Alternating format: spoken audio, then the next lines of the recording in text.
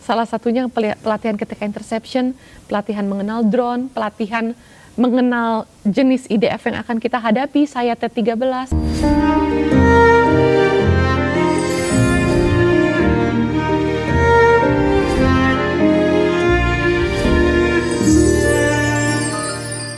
Kak Ciki, kita mungkin akan ke flashback waktu itu ya.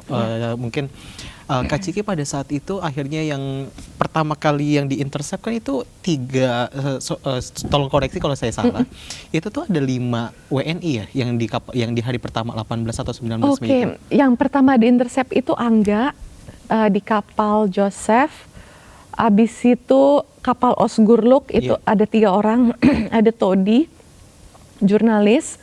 Ada Mas Hendro, jurnalis kontributor dari iNews juga. Ada Andre, ya. Terus yang ketiga kapal Bora Alize, ada Abeng, jurnalis. Iya itu berapa? Jadi 5 tiga, orang. iya 5. Betul. 5 orang.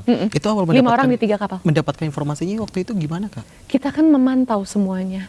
Di setiap kapal ada CCTV. Gitu. Walaupun along the way ketika di interception itu jenisnya beda-beda, ada yang di jam dulu radio VHF-nya, ada yang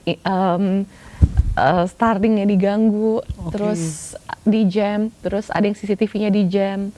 Nah, interception 3 kapal yang ada 5 orang Indonesia itu CCTV-nya diganggu.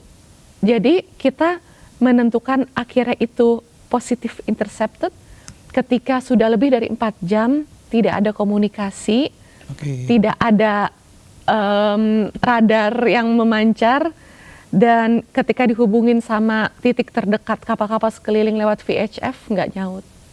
Gitu. Itu berarti kan setelah itu ada video-video yang menampilkan bahwa saya warga negara Indonesia yang memegang paspor. Itu namanya paspor. SOS video. Ya, itu berarti udah disiapkan. Udah disiapkan. Itu aku keluarin satu-satu sesuai kalau udah confirm interception. Nah, kita dapat informasi, Kak, mungkin bisa dikonfirmasi juga oleh Kak Ciki. Benarkah sebelum intercept yang pertama itu udah ada drone di sekitaran kapal yang memantau? Itu ceritanya gimana sih? Banget. Jadi kita tuh ada kewajiban night watch ya. Aku juga night watch waktu dari Barcelona. Waktu itu ketika mau berlabuh di Itali, di atas kapal aku, SAF boat, itu ada 7 drone. 7 drone yang ngikutin. Ya, kayaknya drone pengintai, karena kita kan belajar mengenali bunyi drone ya. Biasanya kalau drone yang bisa menembak itu bunyinya lebih heboh, karena kan ngebawa bobot beban kan. Kalau drone pengintai itu mungkin lebih ringan bunyinya. Kita lihat ketika night watch itu dari titik-titik yang bergerak, rada naik turun slightly. Aku rada lupa sih gimana ya. Kalau drone kalau nggak salah kanan merah, kiri hijau gitu. Jadi ada 2 titik yang selalu ngikutin.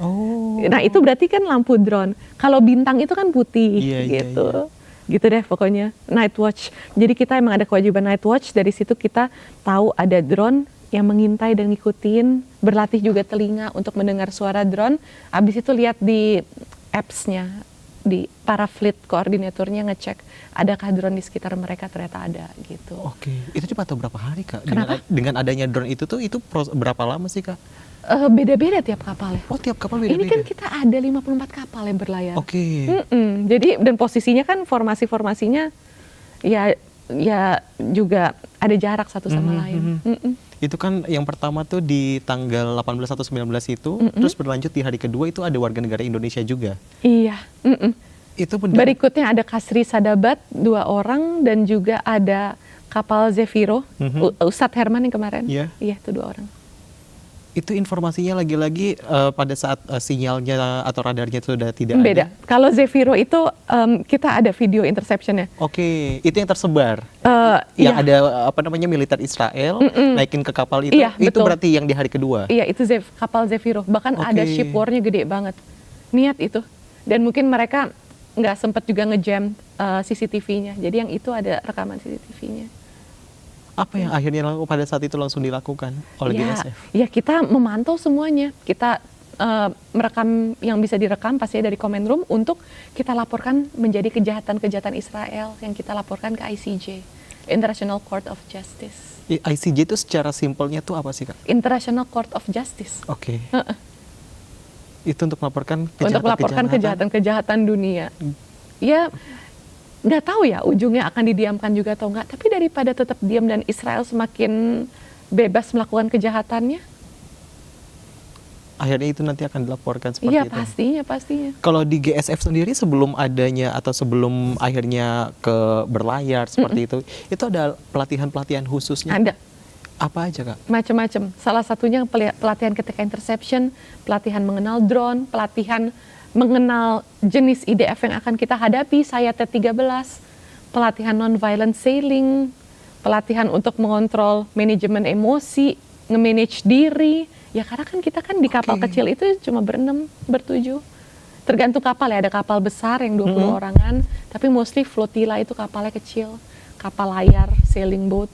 Jadi memang banyak banget sih pelatihannya. Pelatihan menghargai orang, menjaga jarak dan lain sebagainya, culture orang beda-beda. Ya. Detail ya, Detail. satu persatu seperti Detail. itu. Nah itu Kak Ciki itu berapa lama sih, 2 bulan atau lebih sih, Kak? Pelatihannya sih beberapa hari tapi intens. Oh intens, tapi kalau secara di perairannya? Di perairannya waktu itu aku dari Barcelona ke Italia sekitar 9 harian. Oke. Terus dari Italia kan aku terbang ke Turki, Oke. tapi teman-teman lain tuh dari Italia berlayar ke Turki. Dan ada yang di-intercept di perairan Yunani. Oke. Itu rada lama karena sempet aduh ini nggak apa izinnya di perairan Yunani apa dan lain sebagainya gitu loh. Tapi bukannya ada yang berangkat dari Yunani juga ya, Kak? Kalau info yang di awal kan ada 4 tuh keberangkatannya. Harusnya ada, tapi terakhir kalau nggak salah sih nggak ada ya. Oh, karena apa, Kak? Iya Yang karena infonya? Yunaninya udah komplisит. Oke. Kita ditangkap di perairan Yunani loh, interception pertama. Kok bisa? Padahal titik keberangkatannya kalau yang ku research juga ya, Iya, kayak emang tadinya ada.